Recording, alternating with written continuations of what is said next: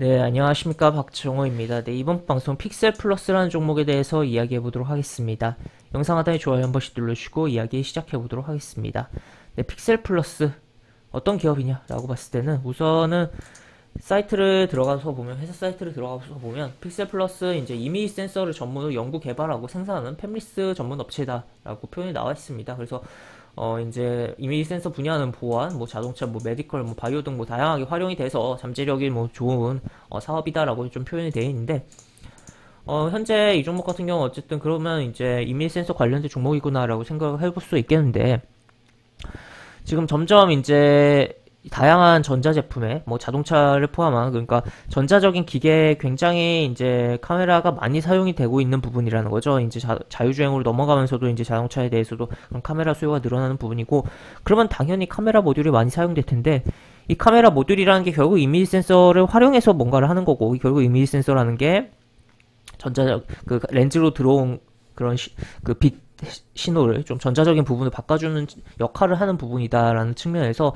하여튼 이러한 기본적인 사업에 있어서 수요가 계속적으로 늘어날 수밖에 없는 구조이기 때문에 앞으로도 뭐 실적에 대해서 긍정적으로 기대를 해볼 수가 있지 않을까 싶고 그에 따라서 주가가 움직일 가능성과 또 추가로 이 사업 자체가 하는 영역 자체가 자유주행으로도 엮일 수가 있고 뭐 추가로 스마트폰의 쪽으로도 엮이면서 결국엔 이 엮일 전자적인 분야가 많다는 거죠. 그래서 그쪽으로 움직일 수 있는 테마적으로서 움직일 수 있는 부분도 생각을 해볼 수가 있겠다라고도 볼 수 있겠습니다. 그리고 실제로 실적이 개선이 상당히 되고 있는 걸 확인을 해볼 수가 있겠고 보시면 이렇게 실적이 이제 작년에 이렇게 10억을 찍었고 1분기에 안타깝게 적자를 기록을 했지만 2분기, 3분기에 흑자를 돌려지는 흐름이 나오고 있다라는 것을 볼 수 있겠으며 이 기업가이 이제 팹리스 업체잖아요. 어쨌든 물론 이제 거기서도 또 세분화를 할 수가 있는 건데 가장 뭐 기본적인 반도체 팹리스 업체라고 한다면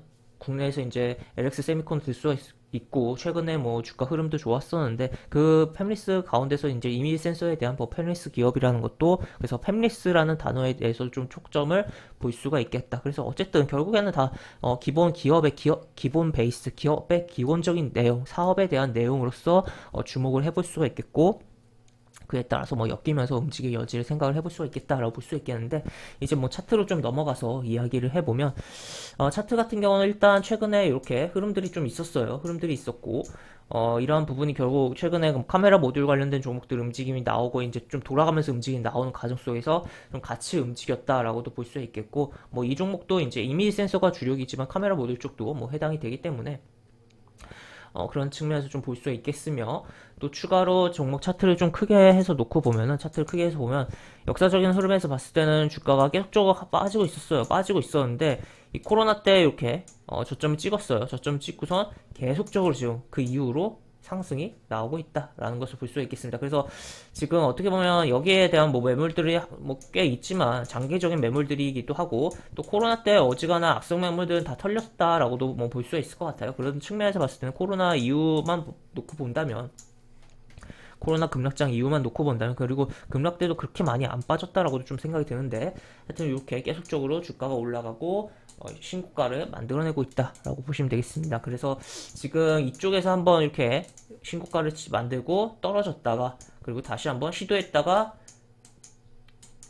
고가를 갱신 못하고 떨어진 이 위치를 저점을 높이면서 뚫어버렸다라는 것을 좀 긍정적으로 볼 수 있겠고 이때 이제 떨어질 때는 또 매도 물량이 이제 거래량이 별로 없이 움직임이 나왔었어요. 그렇기 때문에 지금 다시 한번 지금 음봉으로 이렇게 조정주고 이 음봉 자체가 그렇게 모양이 이뻐 보이진 않죠. 이게 전일 이제 전거래의 저점이 깼기 때문에 그렇지만 요런데 이제 지켜주면서 양봉 잡아주고 치거나 아니면은 시가 뜨고 바로 치거나 아니면은 잡아주고 살짝 뭐 가장 안 좋은 케이스도 좀 이렇게 늘어지는 흐름에 대해서 좀 생각을 해볼 수 있지 않을까 싶기도 합니다. 그래서 이러한 자리를 좀 지켜주는 선에서 계속적으로 좀 주목을 해볼 수가 있지 않을까 싶고 좀 더 밀려준다면 10일 이동평균선 정도를 기준으로 해서 살펴본다면 어떨까 싶은 종목이다 라고도 볼 수 있겠습니다.